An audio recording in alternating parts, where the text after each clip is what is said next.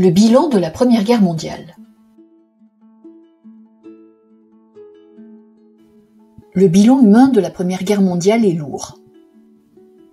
Les victimes sont essentiellement les militaires. On compte près de 10 millions de tués. La guerre vient de faucher une grande partie de la jeunesse européenne.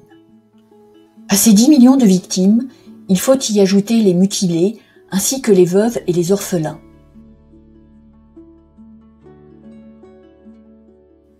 Les dégâts matériels sont très importants dans les zones de front. De nombreuses villes et villages ont été détruits et restent donc à reconstruire. Les zones de combat offrent un paysage lunaire, résultat de 4 années de guerre terrible. Les États européens qui ont dû financer la guerre se retrouvent considérablement endettés. L'Europe de l'après-guerre n'est pas celle de 1914.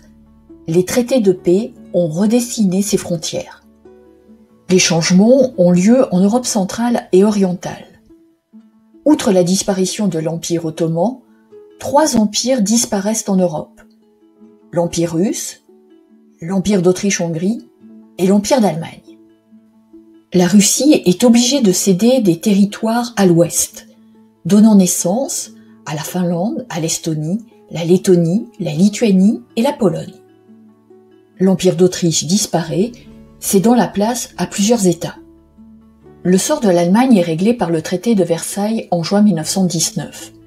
Les 4 grands vainqueurs de la guerre, les États-Unis, la France, l'Italie et le Royaume-Uni, se réunissent sans inviter l'Allemagne. L'Allemagne, qui n'est plus un empire mais une république, la République de Weimar, doit accepter les clauses du traité de Versailles, des clauses qui sont très dures. L'Allemagne est reconnue responsable de la guerre et des dommages occasionnés. Elle doit verser à la France de très lourdes sommes d'argent.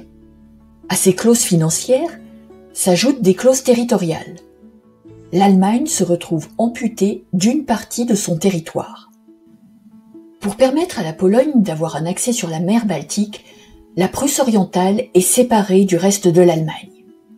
À l'ouest, la Rhénanie est démilitarisée.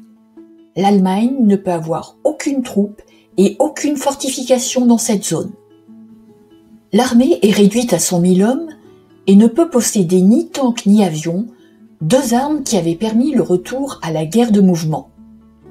Ce traité très dur est perçu par des Allemands comme un diktat, c'est-à-dire une paix imposée. Pour éviter un nouveau conflit, les Alliés créent la Société des Nations, la SDN. Cette organisation internationale, dont le siège est à Genève, en Suisse, a pour objectif de maintenir la paix et la sécurité. Mais des tensions apparaissent très vite. Les populations germanophones des Sudètes acceptent mal leur intégration à la Tchécoslovaquie, l'Allemagne en 2 parties n'est pas sans poser des problèmes, et l'Italie n'est pas satisfaite des décisions.